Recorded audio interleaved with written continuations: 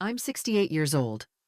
I've lived alone since my husband passed, and for the most part, I've been fine with that. I have a small house in New Mexico, a front porch that gets the right kind of afternoon light, and a cat named Clementine who only likes me when it rains. I used to teach American literature at a community college just outside Santa Fe. These days, I spend more time gardening, reading old letters, and baking the same 3 cookie recipes I've known for 40 years. It's a quiet life, but it's mine, and I've come to like the stillness. A few months ago, I got a call from my daughter Sophie. She lives in Colorado Springs with her husband Brian and their 2 kids. She said she missed me, that the kids wanted to hear more of my stories, and that it would be easier if I just moved in with them. At first, I thought she was joking.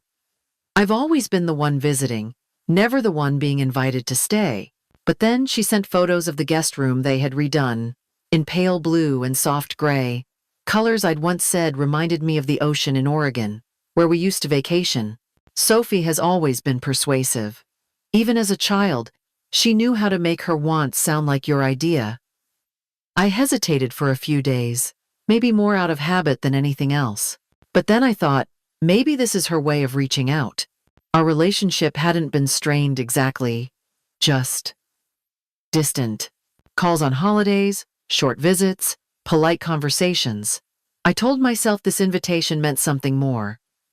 That maybe we could rebuild a rhythm we'd lost over the years without even noticing. So I said yes. I packed up 2 suitcases, arranged for a neighbor to check on the house, and boarded a Greyhound with Clementine tucked in a carrier under my seat. As the miles rolled by, I tried to imagine what it would be like to live with family again after so long. Part of me felt a little nervous. I've spent decades making my own decisions, keeping my own pace. But there was something comforting in the idea of warm dinners, shared coffee in the mornings, and the laughter of children in the background. When I arrived, Sophie met me at the station with a big smile and a long hug. Brian stayed in the car, waving from behind the wheel. The kids had made a little welcome sign in crayon. It was all very sweet, almost picture perfect. Their house was tucked into a quiet cul-de-sac with neat lawns and wide sidewalks. The kind of neighborhood where everyone waves, but no one really knows each other. Inside, the house smelled like lavender and laundry detergent, familiar but not mine. The guest room was exactly like the photo. A framed picture of Sophie as a child sat on the nightstand. There was a set of towels folded, with hotel-like precision, and a little welcome basket with chocolates and lotion. She had thought of everything. As I lay on the bed that first night, staring at the ceiling fan spinning slowly above me, I felt something I hadn't in a long time. Hope. Maybe this was the beginning of something better. Maybe we both needed this more than we knew. And maybe, just maybe, I was wrong to think I was too old to start over. I didn't know then that sometimes the invitation back in is the first step toward being pushed back out. But for that moment, I let myself believe this was going to work. The first couple of weeks felt gentle. Sophie made coffee just the way I liked it. The kids would slip into my room after school, curling up with books or asking for stories about when their mom was their age. Brian was polite and friendly in that measured way. He'd ask about my old job, how I used to manage a classroom full of teenagers, and what I liked to cook. Dinners were noisy and warm, filled with overlapping conversations and the clatter of cutlery. At night, I would sit by the upstairs window, sipping chamomile tea while Sophie folded laundry beside me. She told me she was glad I was there, that it felt like old times. I wanted to believe her, but small things started to feel off. Not wrong exactly, just slightly out of rhythm. Like a note that didn't quite fit the melody. One evening, Sophie mentioned how expensive groceries had gotten. She laughed, but her tone was tight. She said something about how extra mouths meant extra milk, and how budgeting was a constant juggling act. I offered to pitch in. It felt natural, but then she started leaving grocery receipts on the counter with little sticky notes. Your share? Thanks. No smiley face. No greeting. Just a number. It was subtle, but enough to make me pause. I'd always insisted on contributing where I could. But this felt different, like a tab was being kept. Later that week, Brian brought up real estate. He said one of his clients was starting a new fund, low risk, high reward. He said he was thinking about pulling some savings into it and that I might want to take a look too. He spoke casually while slicing roasted sweet potatoes. Sophie nodded along, didn't say much. I listened politely but felt my stomach tighten just a little. A few nights after that, Sophie knocked on my door holding a folder. Inside were papers I didn't recognize. There were sections highlighted, notes in the margins. She said it was nothing urgent, just an idea about consolidating some of my accounts. She said she'd noticed some of my passwords hadn't been changed in a while. That maybe she could help set up a joint access point in case something ever happened. Her voice was sweet, but there was something rehearsed in it. I asked how she even knew about my passwords. She smiled, said she'd guessed, and said she used to help me with online banking years ago. I didn't remember that part. I didn't say anything else. That night, I lay in bed staring at the ceiling. The fan barely turning. Something about the air felt heavier. I thought about all the little things adding up. The receipts. The investment talk. The sudden interest in my financial setup. I wanted to believe it was concern. That they were trying to make sure I was okay. But it didn't feel like concern. It felt like a calculation. Sophie started talking more about how hard it was raising kids these days. Private school tuition. Mortgage refinancing. How her friend's mom had made things easier by transferring partial authority to her daughter. It wasn't the words, it was the timing, the frequency, the way these conversations crept into quiet moments, like steam under a closed door. One morning, I went to grab my bank card from my wallet and noticed it was out of its usual slot. Still there, just shifted. I checked my phone and saw an alert I didn't remember seeing the day before. I didn't say anything to Sophie or Brian. I just watched. And quietly, somewhere deep inside, I started making a different kind of list. Not of groceries, of patterns. The warmth in the house hadn't disappeared, but it had changed. It had shape now.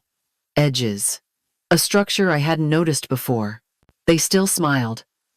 Still said all the right things.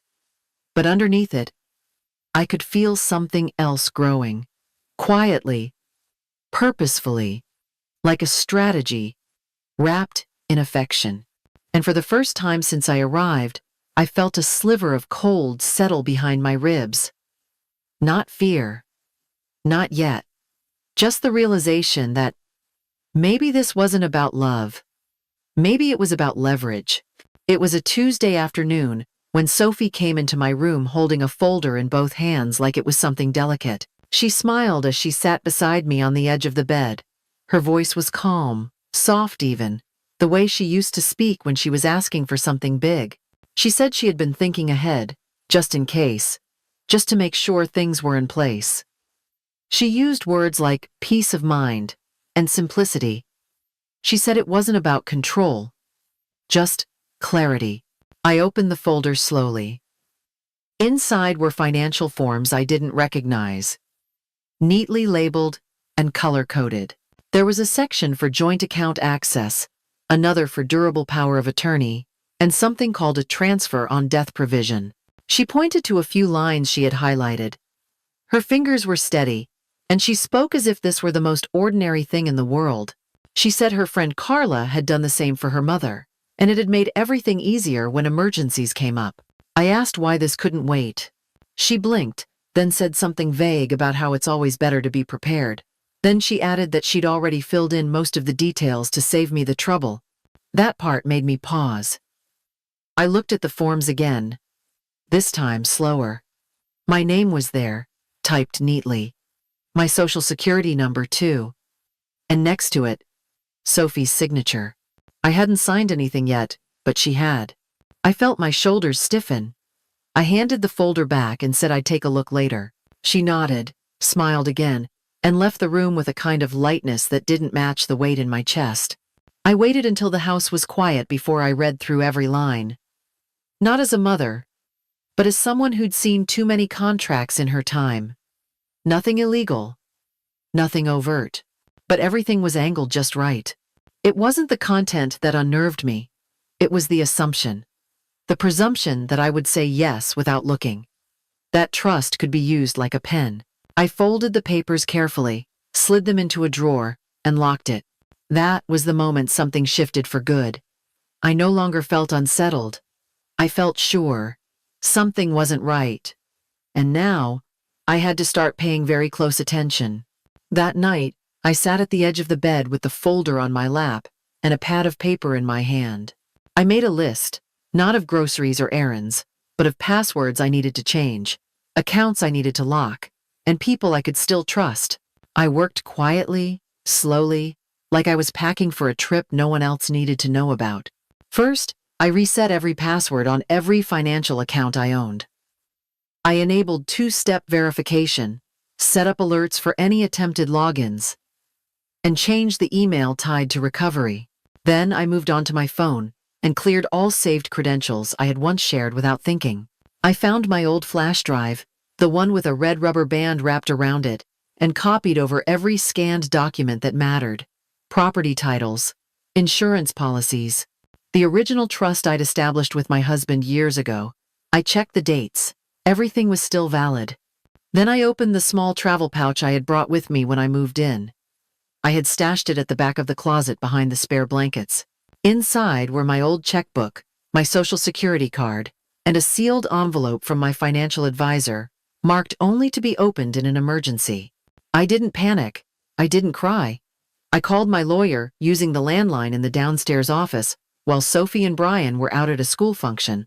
His assistant picked up and asked if this was urgent. I said yes, but it was quite urgent. She understood. Within 24 hours, we had flagged all my accounts for potential fraud. We initiated the process of transferring my remaining assets into a private, irrevocable trust under a new custodian. No shared access, no secondary signatories, just my name. That same day, I purchased a burner phone at the drugstore down the road and activated it with a separate account. I saved one number to it, my lawyer's direct line. By the end of the week, I had documents scanned, backup copies encrypted, and every financial point of contact aware that any sudden activity should be treated as hostile. I kept the flash drive in the lining of my suitcase, stitched into the seam with dark thread. It wasn't fear driving me anymore. It was clarity. I didn't know exactly what Sophie and Brian were planning, but I knew enough to act. Not later. Not after confrontation. Now, they thought I would sign anything with a smile. They didn't know I'd already drawn my line. Quietly, legally, and without a single warning shot. The envelope came by certified mail. I wasn't expecting anything official, certainly not something from the county probate court. I opened it slowly, sitting at the kitchen table with the sun hitting the tiles just right. The kind of morning that should have been quiet. Inside was a petition. Sophie and Brian had filed for guardianship, claiming I was no longer capable of managing my own affairs. They were requesting full legal control over my estate. At first, I didn't understand what I was reading. I blinked, reread the words, and then, again. Every line was a wound. Each sentence cut deeper than the last. They said I had shown signs of confusion. I had repeated questions, that I had mixed up dates. They claimed I had become withdrawn and suggested I was being influenced by outside parties with questionable intentions. It wasn't just lies, it was betrayal dressed in legal language. Clinical, detached, cold. They didn't confront me to my face. They went behind my back and tried to erase my autonomy through paperwork. The worst part wasn't the accusation. It was the fact that they thought it might work, that they assumed I was alone, that no one would believe me, that I would break quietly under the weight of shame and let them win. I held the petition in both hands, felt the heat rise in my cheeks, the blood in my ears. I wasn't just shocked, I was gutted. These were the people I had once rocked to sleep, packed lunches for, and defended when teachers called. Now they were standing in front of a judge claiming I couldn't be trusted with my own life. But I didn't scream. I didn't fall apart. I placed the papers back in the envelope, stood up, and poured myself a glass of water. My hand didn't shake. That was the moment I knew this wasn't about money anymore. It was about erasure, about power, about who gets to say what a life is worth once you're old enough to be dismissed. They tried to strip me of my name, my say, my history. They didn't know I had been preparing for this. They thought I was vulnerable. But I wasn't. I was awake. The courtroom was colder than I expected. Pale walls, wooden benches, and the soft shuffle of paper behind desks. Sophie sat on one side with Brian, their lawyer whispering something as they both stared straight ahead. I took my seat across from them, holding a simple manila folder in my lap. Inside it was a letter I had written by hand the night after I read their petition. It wasn't dramatic. It wasn't emotional. It was just the truth. When the judge asked if I had anything to submit, I stood slowly, walked to the front, and handed over the folder. No speeches, no outbursts. Just a quiet offering of clarity. The judge opened it and read in silence. I watched his eyes move line by line. My hands stayed in my lap, clasped gently. My breath slowed. In the letter, I explained how the grocery receipts appeared, how the banking access was brought up casually, then pushed. I outlined the timing of the paperwork, the language Sophie used, the choices they made without asking. I included the financial records showing no signs of missed payments or confusion, the email logs, the call transcripts with my attorney. I even listed the changes I had made to secure my assets as evidence of sound judgment. When the judge looked up, he didn't smile. He didn't frown. He simply closed the folder and addressed the room. He said the court found no reason to remove my legal autonomy. The evidence submitted showed intention, foresight, and awareness. Then he looked directly at Sophie and said, "Guardianship is for protection, not convenience. That age is not a justification for control, and that concern does not equal entitlement." I didn't look at her. I didn't need to. I felt the weight leave my body in one slow exhale. Not victory, just release. Outside, the sun had shifted across the parking lot, and the wind had picked up. I sat in the car with the windows rolled down, letting the air hit my face. I didn't cry. For the first time in weeks, I didn't feel watched. I didn't feel small. I felt seen. It came 3 weeks after the hearing. Just a simple notification in my inbox from an address I didn't recognize. At first, I thought it was junk. Some newsletter I forgot to unsubscribe from. But the subject line stopped me. Ongoing elder financial exploitation case. Request for statement. I clicked it open with a kind of quiet dread that had become familiar. The message was from an investigator at the Colorado Division of Securities. They were reviewing a case involving unauthorized attempts to obtain access to the assets of a vulnerable adult. The adult in question was me. I kept reading slowly, the way you do when you're afraid of what comes next. The investigator confirmed that a complaint had been filed regarding financial coercion, including attempts to secure power of attorney through deceptive means. The name listed as the primary subject was Brian. My hands went cold. But that wasn't the twist. The part that made me stop breathing for a moment came at the bottom of the email. The original complaint had been submitted anonymously. But then, in a follow-up call, the person identified herself. It was Sophie. I sat there in silence, the room suddenly too quiet, too still. My daughter. The same woman who stood beside Brian in court. The same woman who left receipts on the counter and asked for my password with a smile. The email included a scanned transcript of her statement. She said she had begun to feel uncomfortable with how her husband was handling things. At first, she thought he was just being practical, that she didn't realize how far it had gone until it was too late. She used words like influence and control. She said she hadn't known how to stop it, that she had felt trapped between loyalty and guilt. What they did had crossed a line. I don't know what was real in her statement.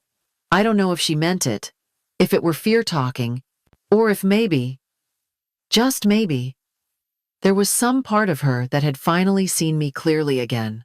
There was no apology. No explanation was sent directly to me. Just that cold, clinical document, and the weight of everything it implied. I stared at my laptop for a long time. I didn't know what to feel. I wanted to be angry, but it was a tired kind of anger, one that had no fire left in it. I thought about the little girl she used to be, the way she used to climb into bed with me during thunderstorms, whispering that she couldn't sleep. I thought about that child, and I wondered when she had disappeared.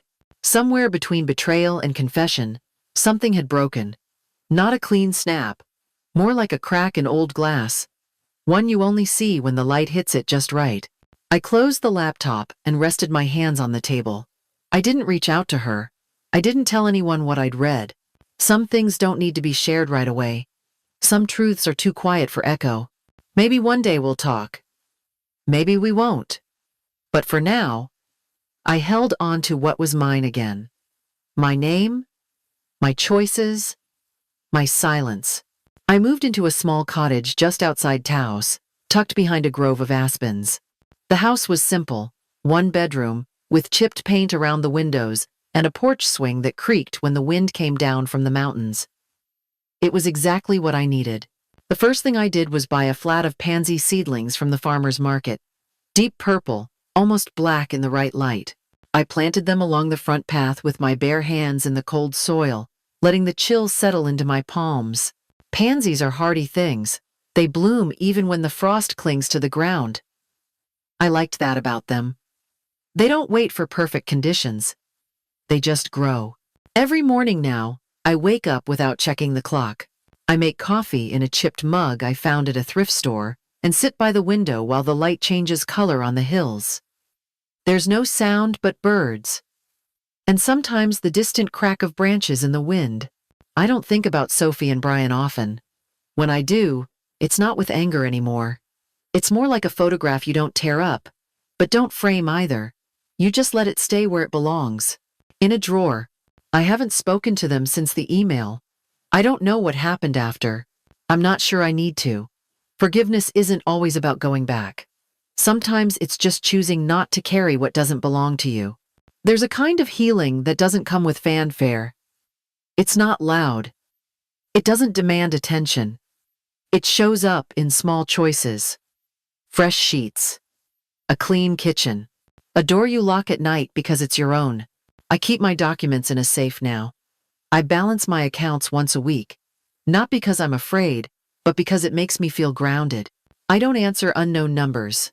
I don't explain myself unless I want to. Some days I still feel the echo of what happened. But it's quieter now, like wind through bare branches. It passes. The pansies are blooming, stubborn and soft at the same time.